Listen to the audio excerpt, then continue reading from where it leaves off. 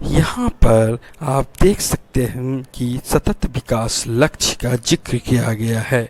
ये सतत विकास लक्ष्य क्या है? तो सतत मतलब लगातार, निरंतर, और विकास में उत्थान की ओर बढ़ना है, आगे बढ़ना है, और लक्ष्य हमारी मंजिल वहाँ तक हमें पहुँचना है। तो ये सतत विकास लक्ष्य एक एजेंडा है।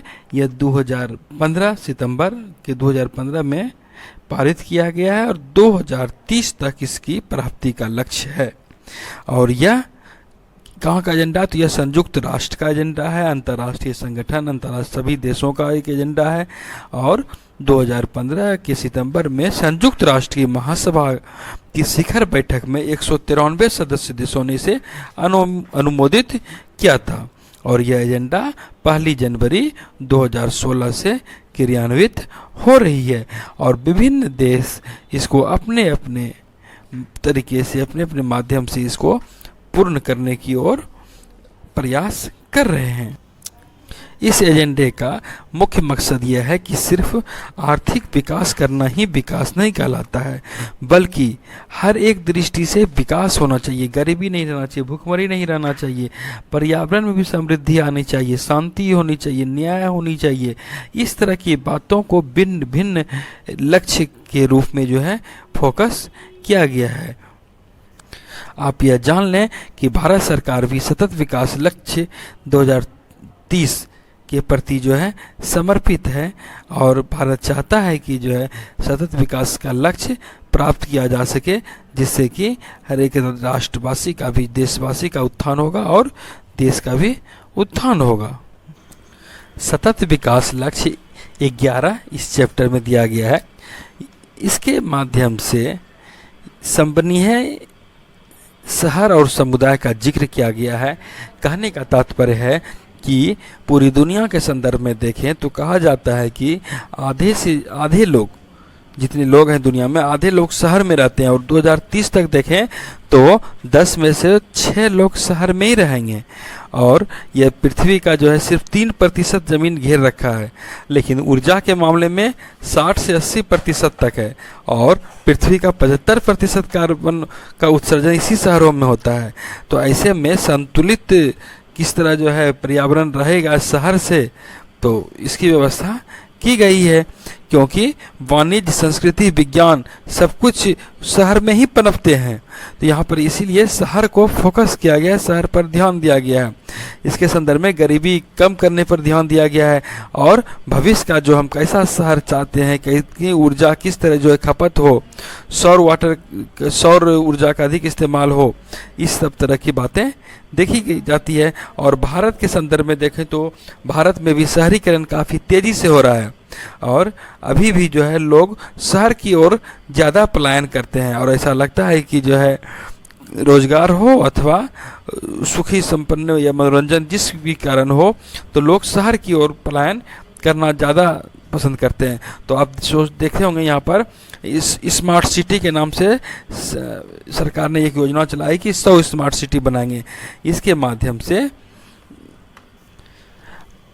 सिर्फ कुछ ही शहरों को छोड़कर और शहरों को भी विकास करने पर बल दिया गया है। कुल मिलाकर कहें तो समावेशी विकास इसका एक लक्ष्य है और 2030 तक विशेषकर महिलाओं, बच्चों, वृद्धजन, विकलांग व्यक्ति सबका सुरक्षित समावेशी विकास हो, यही लक्ष्य है। यहाँ पर सतत विकास लक्ष्य 12 को देखें तो इसके माध्यम से उपभोग और उत्पादन के संबंधी स्वरूप को सुनिश्चित करने का प्रयास किया गया। यह चुनौती इस रूप में देखी जा रही है कि हमारी पृथ्वी भीषण दबाव में है और इसी तरह अगर जनसंख्या बढ़ता रहे तो विश्व की जनसंख्या 2050 तक देखें तो 9.6 अरब तक पहुंच जाएगी और मौजूदा जो जीवन शैली है इसको सहारा देने के लिए अभी जितना जमीन है बहुत पर्याप्त नहीं रहेगा।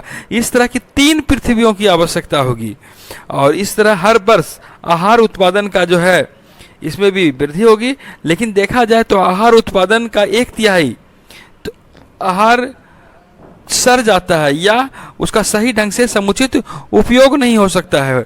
कहीं पीने लायक पानी नहीं है, पानी है तो जो है प्रदूषित है, अनाज है तो वो सड़ जाता है, रख रखाव सही से नहीं है, उपज सही से नहीं है। तो इसलिए इसको जो है इस पर ध्यान दिया जा रहा है ताकि पर्यावरण भी प्रदूषित नहीं हो, पर्यावरण का समुचित सदुपयोग आम व्यक्ति के लिए हो। संबंधीय उपभोग और उत्पादन, इसका अर्थ आप सीधा समझ लें कि संसाधन और ऊर्जा का कुशलता पूर्वक प्रयोग करना है, प्रोत्साहन देना है, टिकाऊ बुनियादी सुविधाएं सबों के लिए उपलब्ध कराना है। भारत के संदर्भ में देखें तो 17.5% पूरी दुनिया की आबादी का जनसंख्या भारत में निवास करती है, लेकिन केवल 4% वैश्विक जल संसाधन है और कचरे और प्रदूषक तत्व की तो यहाँ भरमार है। ग्रीन हाउस गैसों का चौथा सबसे बड़ा उत्सर्जक है, विश्व का 5% उत्सर्जन करता है। तो इस तरह भारत ने भी संकल्प लिया है कि अपने सकल घरेलू उत्पाद की उत्सर्जन तीव्रता 2005 के स्तर से 2020 तक 20 से 25% और 2030 से 33 से 35% कम करेगा। और पेरिस समझौता जो हुआ था उसका अनुमोदन भारत ने कर दिया है और यहाँ का पर्यावरण प्राकृतिक संसाधन का प्रबंधन कुशलतापूर्वक उपयोग हो, इस बात को देखा जा रहा है। 2030 तक सुनिश्चित करना है कि हर जगह लोगों के पास सतत विकास और प्रकृति के साथ सामंजस्य बना करके चलना है और अपनी जीवन शैली में विकास करना है, उसको समुचित सदुपयोग करना है और जन जागरूकता हर एक व्यक्ति पे हो, इसका ध्यान रखे जाने की बात कही जा रही है।